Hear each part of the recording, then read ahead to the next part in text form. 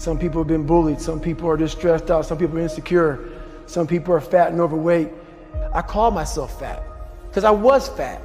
And people don't want to do that. They want to say, oh, don't call yourself fat. Don't call yourself dumb.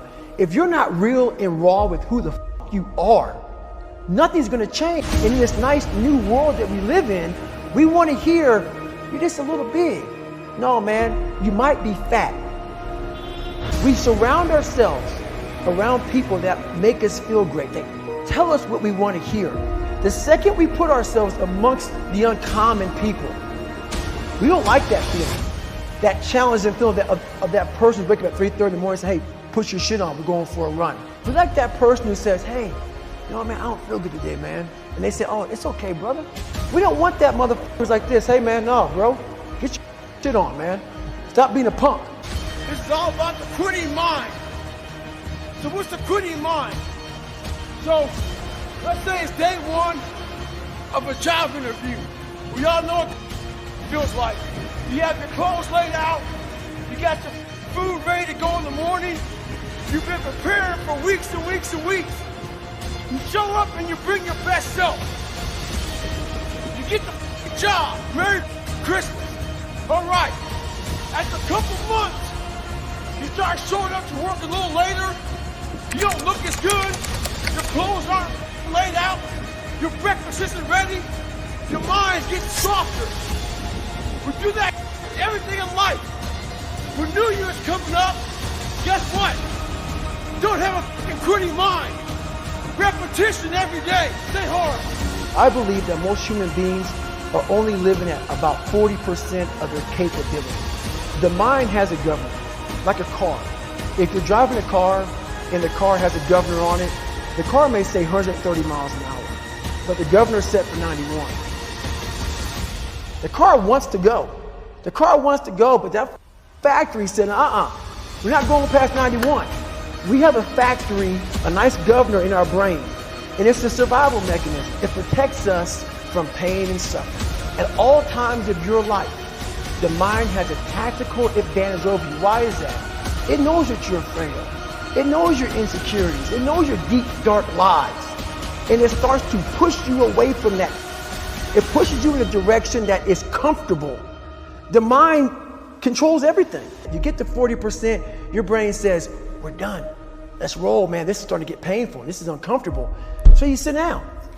You have to figure out ways, and everybody's different. That's how the book kind of talks about, like we all have these things about, 5 steps to this and 4 steps to this. It's a lot more than that.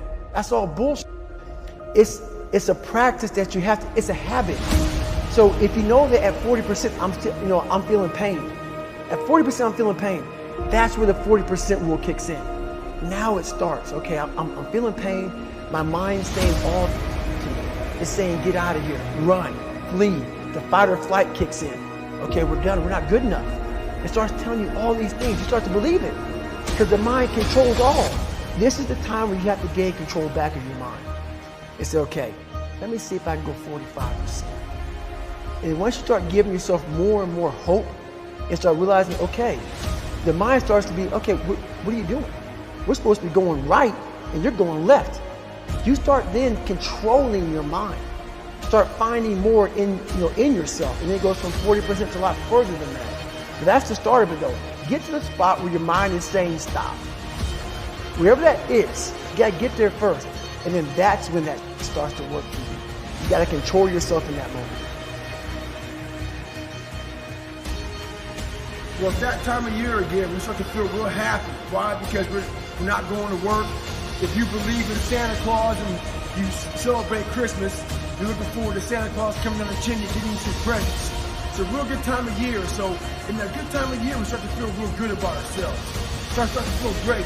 So we start making promises to ourselves about, hey, I'm going to lose some weight. I'm going to do better in school. I'm going to be better here, be better there. But guess what happens? The real Merry Christmas happens when all of that noise is gone. It's quiet. And it's you against you. And now all those endorphins are gone. And I promise you, man, by getting up early and getting after it to go lose weight, study harder, guess what? It's a lot harder now. That repetition becomes a lot harder now. So a lot of us can't do things on our own. So find somebody in your life. So when you throw that towel in, they throw that motherfucker back at you and say you're not done yet. How you gonna feel, man, when you accomplish this goal coming from that point? Coming from the fucking hell you came from.